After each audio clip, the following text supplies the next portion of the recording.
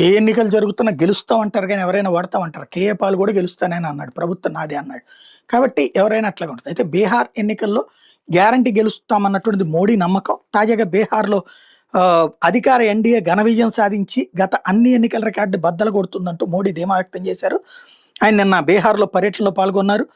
ప్రచారం ప్రారంభించారు. అందులో భాగంగా మహాగఠబంధన్ మహా కలహాల కూటమిగా అభివర్ణించారు. నితీష్ కుమార్ నేతృత్వంలో ఎన్డీఏ ప్రభుత్వం ఘన విజయాలు సాధిస్తోందంటూ ప్రశంసించారు. సమస్తీపూర్, బెగూసరాయ్ జిల్లాలో నిర్వహించిన సభల్లో కూడా మోడీ ప్రసంగించారు. ఏదైతే కర్పూరి ఠాకూర్‌కి ఆ సామాజిక వర్గానికి ఉన్న ఓట్లను దృష్టిలో పెట్టుకుని ఆయనకి ఇంతకుముందే భారతరత్న కూడా ఇచ్చారు. జననాయక్‌గా పేరొందిన కర్పూరి ఠాకూర్‌కి మేమే భారతరత్న ఇచ్చేంత వరకు అది కాంగ్రెస్ పట్టించుకోలేదు, లేదా వీళ్ళు లాలూ తేజస్వి యాదవ్‌లు పట్టించుకోలేదని చెప్పుకొచ్చారు. అదే సందర్భంలో ఆర్జేడీ ఎన్నికల గుర్తు మీద కూడా వ్యంగ్యాత్మక వ్యాఖ్యలు చేసుకొచ్చారు.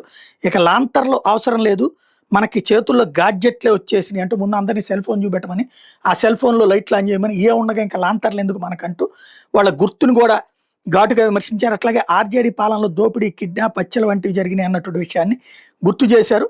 మరోవైపు రేపు పొద్దున ఒకవేళ సీట్లు తగ్గితే నితీష్ కుమార్ వెళ్ళి మళ్ళీ వాళ్ళతో కలుస్తాడు అన్నటువంటి పాయింట్ నేపథ్యంలో నేను కలవను అంటూ నితీష్ కుమార్ మరొక వైపున వాళ్ళతో చేతులు కలపడం ఇంతకుముందు నేను చేసిన తప్పు పొరపాటు ఇంకోసారి చేయనని ప్రకటించుకొచ్చారు.